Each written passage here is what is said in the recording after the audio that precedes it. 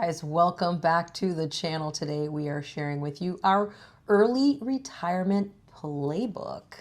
Yeah, we're going to give you a rundown of what you should be doing your first few years of early retirement and what that should look like based on what we did, mistakes we made, and things that we wish we had done. So we're going to jump right in here to what you should be doing right off the bat. And I think one of the first things that needs to be done is that before you get crazy and going all over the world, you need to establish a medical base for your healthcare. And there's a couple of reasons for that. Is one, when you have something happen or you're going to need something, you don't want to have to figure it out then. You want to have that done ahead of time and know where you're going to be. So know like where you'll go if you have something that you need to get taken care of.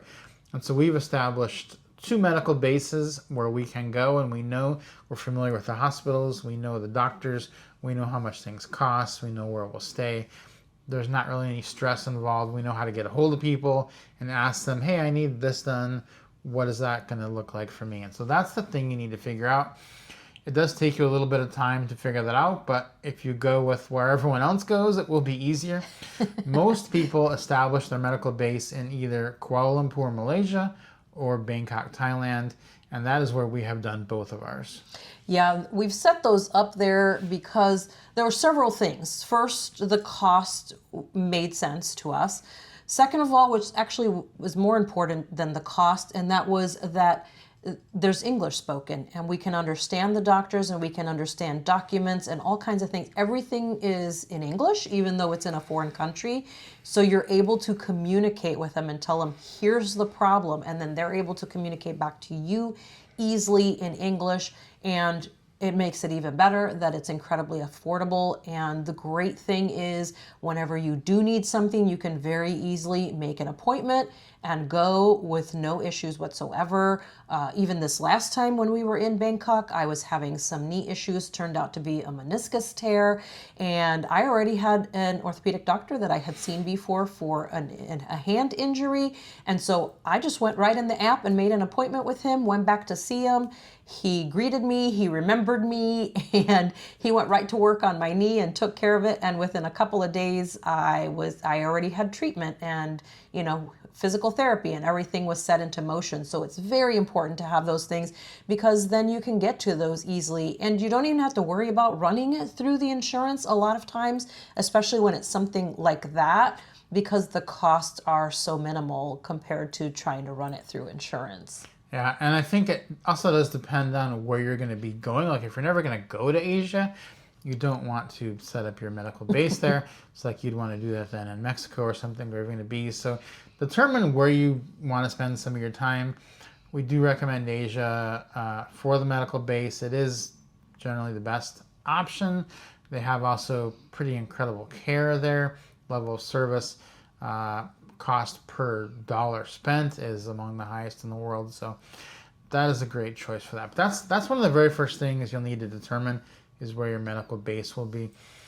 Second thing that we recommend in that first 6 months of travel, once you've retired, is to start marking things off your bucket list, because you're going to have the energy to do it. You're going to have the desire to do it. You're going to have the money to do it. You're going to be probably in the best health you'll be. You don't want to wait 10 years to do these things. You want to get those done fairly quickly. You don't have to do all of them, but do some of the more challenging ones that you're not going to maybe have a chance to do later, because you never know what's going to happen. We did our bucket list in 2019. Just a few months after we finished it, we were not able to do most any of that stuff for another 2 more years. So, and then by the time, now some of the stuff we did back then, it would be difficult to do because we're that much older, and so it would be more challenging. So we recommend do some of that stuff. You just, some of it is like, so we did it and we loved it, but it was so tiring that we wouldn't do it again. And I think now at this age it would be more challenging to do. And so figure out what those things are, do them. You're going to regret it if you don't. And just get that done. Yeah, we chose some physically strenuous things like hikes, in Norway and Faroe Islands. We did some very challenging hikes in those places.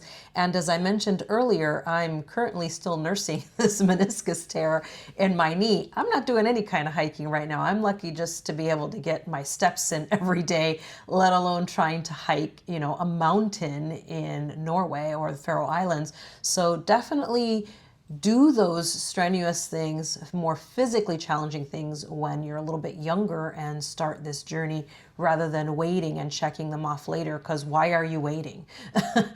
Organize your list, your dream list, your bucket list, whatever you call it, and start doing those things that are going to take more out of you physically first, and then start working your way towards, some of the things like going to Antarctica or safari that are not as physically strenuous as hiking. One of the things we recommend is that you do work a repositioning cruise or two into your immediate first travel schedule, because it's going to tell you a couple of things. It's going to tell you if you like that, if you can handle that, if you haven't cruised a lot. It's going to determine those things for you, because it is a huge money saver to do that. And a lot of the times, like, we'll be flying from Europe back to the States, and we'll realize we could just do a cruise back to the States and it's the same price, and you actually get 14 days of lodging, food, and entertainment included. So it's basically like getting all that for free, because if you spend $1,200 to fly but $1,200 to cruise, as a retirement person, you are basically just getting free housing for 2 weeks. So that really helps your monthly budget, and it makes that travel expense much less. Absolutely. And before you say, well, I'm not really a cruise person, I don't like cruises, just know that repositioning cruises are very different from just 3, 5, 7-day cruises. The longer the cruise is, the less children you're going to see on there, the smaller amount of quick vacationers you're going to see on there. You're actually going to run into a lot more people like you on those cruises than on those shorter cruises. So don't poo-poo it just yet and say, oh, I'm not a cruise person.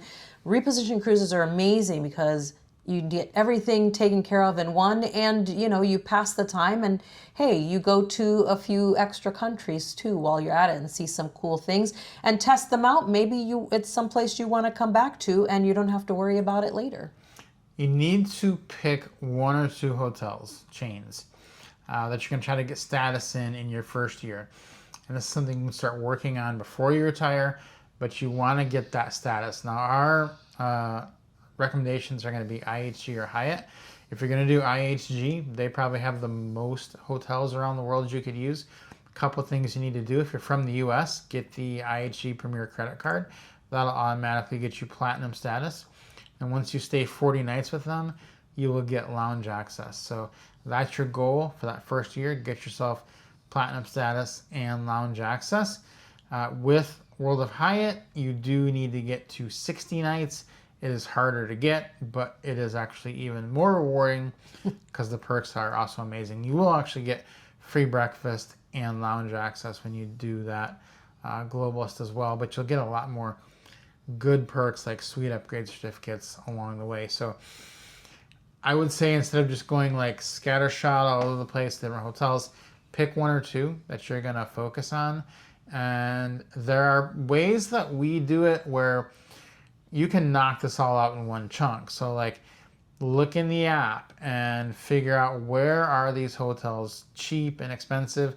For instance, you could, if you want to get status at Hyatt, go to Ha Long Bay, Vietnam. Look up the Hyatt place in Ha Long Bay, Vietnam.